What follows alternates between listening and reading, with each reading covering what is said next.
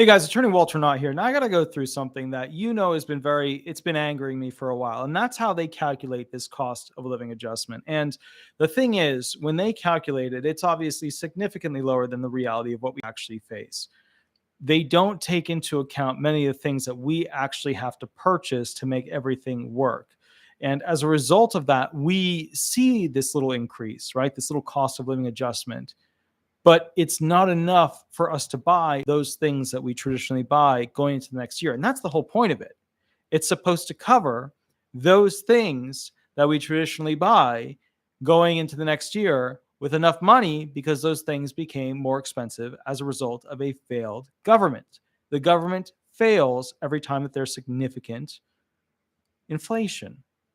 And we're living in super failure right now. Let's go through it. Here we go. Great article from fedsmith.com.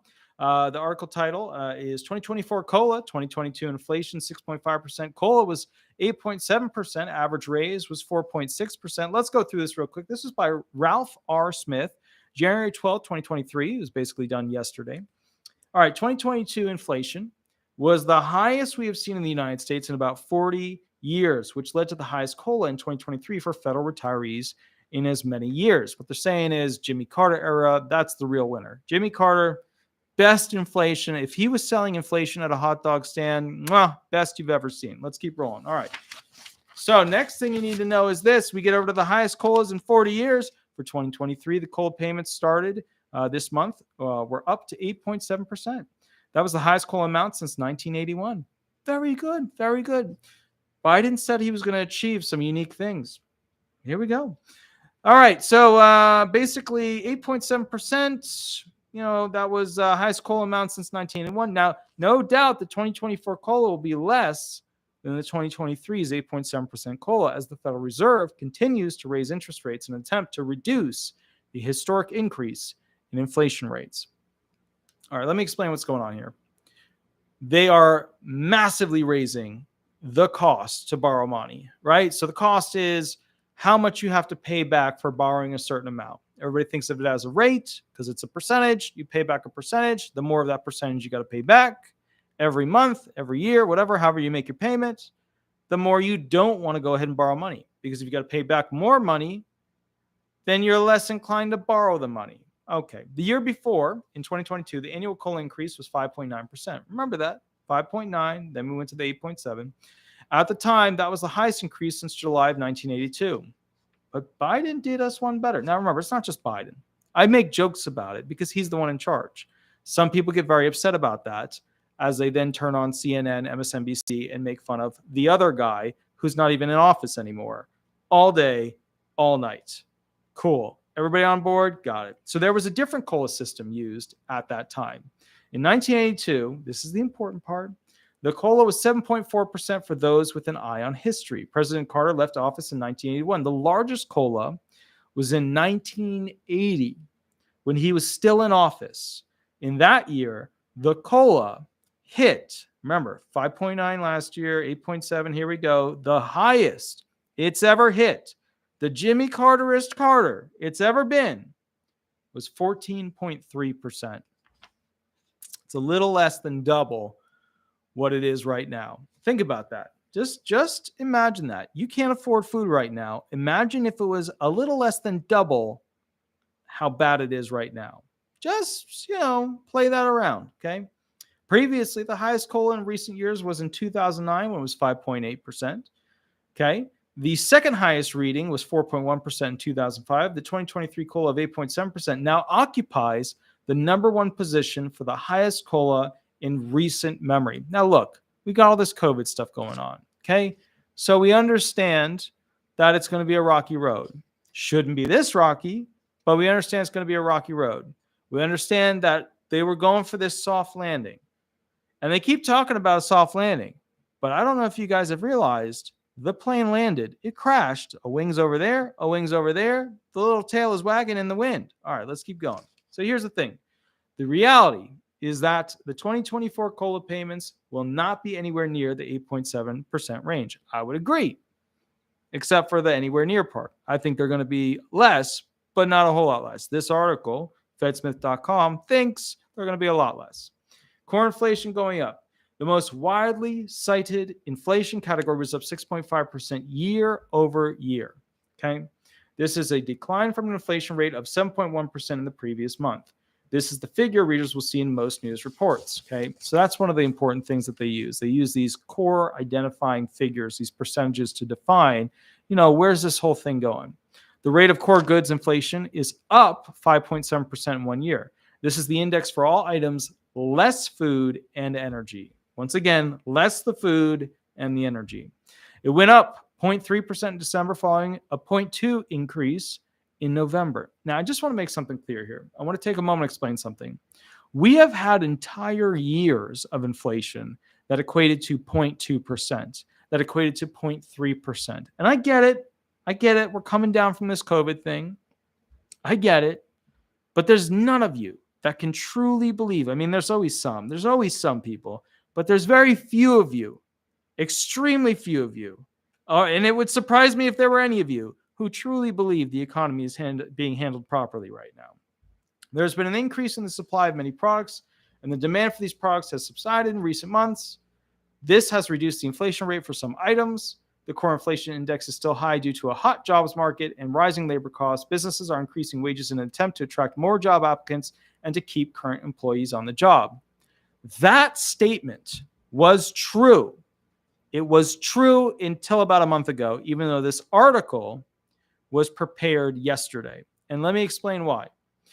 What happened was that a significant, massive, if you will, let's use a bigger word, Goliath, astronomical, mega, we're going to go with that one. The reason that this is a problem with this article and what it's saying is that jobs are trying to pay more to keep more people on and attract new talent. No, they're not. They're not. They can't afford people. The tech industry, since the end of 2022, has fired over 100,000 people. Over 100,000 people. You saw that thing, 18,000 of them, just part of the plan for Amazon, right? You like getting things delivered the next day. Well, try 2 weeks. Hey, so the point is this. All right, so we got a problem. The point is, this thing is still going to have a very bad inflation. People can't afford things now. Just wait until 2024. There's been an increase in the supply of many products, and the demand for these products has subsided in recent months. Why do you think there's an increase of products? Well, that's because more products get here, and we can't afford to buy them, so we don't buy them. This has reduced the inflation rate for some items. Yeah, well, no kidding. People aren't buying stuff. Then there's a transition, right? The core inflation index is still high due to a hot jobs market and rising labor costs. Next month, it's not going to be. It's lagging in this report because this report is relying on information that came from basically, the prior year. Businesses are increasing wages in an attempt to attract more job applicants and keep current employers on the job. No. People are getting fired. People who applied for a job, got a job, are now losing the job. 2023 federal employee pay raise averaged 4.6%. Okay. Some federal employees did better. But an interesting thing is that percent is lower than, of course, your COLA, your 8.7%. Let's go through these percent pay increases. These are the people who did really well. They did better than what the federal raise average was. People living in Seattle, San Jose, Los Angeles, San Diego, New York, Sacramento, and Boston. So if you're looking for like a government job, also Denver, Washington, Minneapolis. If you're looking for a government job, get it in a very Democrat-oriented, left-leaning city. That's where you're going to want to get that job. You have the highest likelihood of getting the highest percentage raise in this comparison chart. All right. 2024 COLA will be lower. This is what they're saying. While no one knows what the inflation rate will be later this year, there is little doubt that the 2024 cost of living adjustment will be less than the 2023 rate of 8.7%. The Federal Reserve is hoping to bring inflation down to 2% during the summer. There's no way. While that may not be achievable, even the article is like, that's not going to happen. It is likely the rate of inflation will be down in the 3 to 4% range later in the year. Okay, so not in the summer, in the latter part of the year. The rate of inflation will not necessarily be matched by the 2024 COLA. In fact, that is unlikely to happen. The inflation rate is calculated on a year-to-year basis by looking at the past 12 months. The COLA calculation is different. Remember how I always talk about how the COLA calculation is just very wrong and they keep changing it because if they can change it, they can pay you less each year? Okay, the COLA calculation is different. That worked out to the benefit of Social Security recipients and for those receiving federal annuity. Not really. This article is just very wrong on that. The difference is why the 2023 COLA was 8.7% was higher than the rate of inflation of 6.5%. They're saying that last year, they're saying that the inflation based upon how they calculated was actually 6.5%. Have you ever heard something so easily conceivable to be untrue? I'm sure.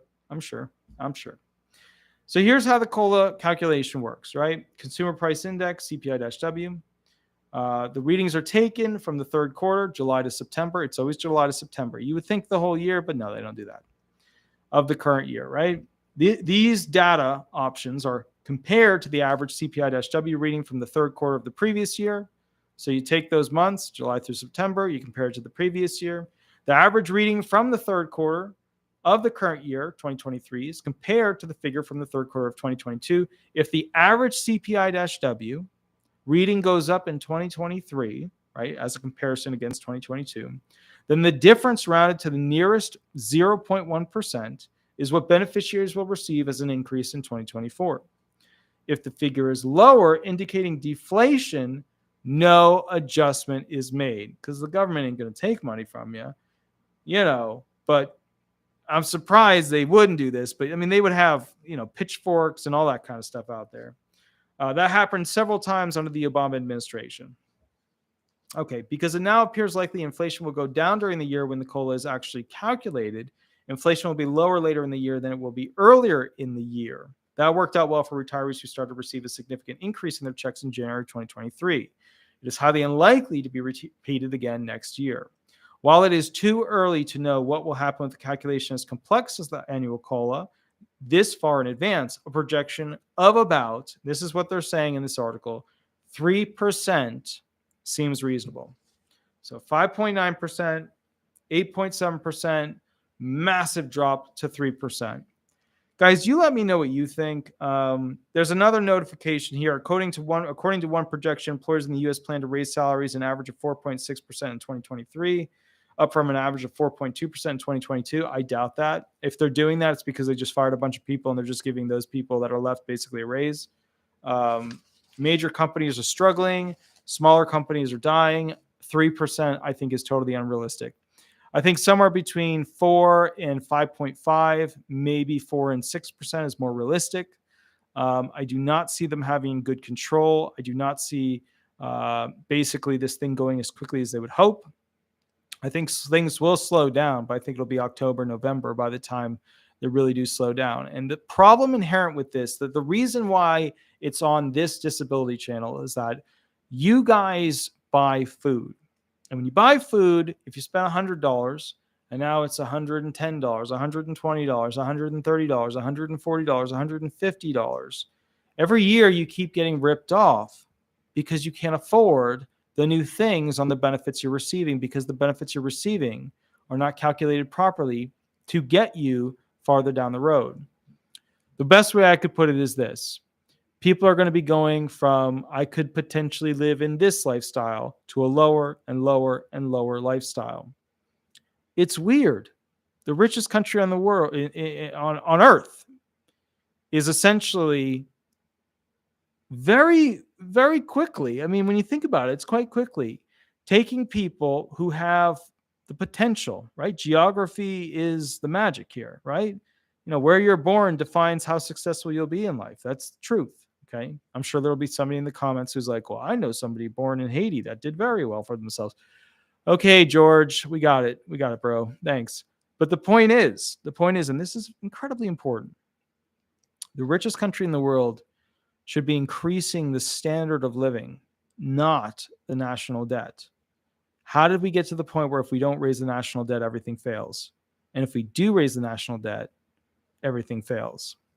Anyways, guys, I will catch up with you at the next wonderful video. The next video is specifically going to be about a massive increase in wait time that you should be expecting when applying for disability benefits because there's something changing in the market. when it comes to people who are going to be claiming disability benefits. 5 minutes. I'll catch you. We're going to be talking about timelines to be found disabled. All right, guys, have fun. We'll catch you later. Thanks so much. Bye-bye, guys. Bye-bye.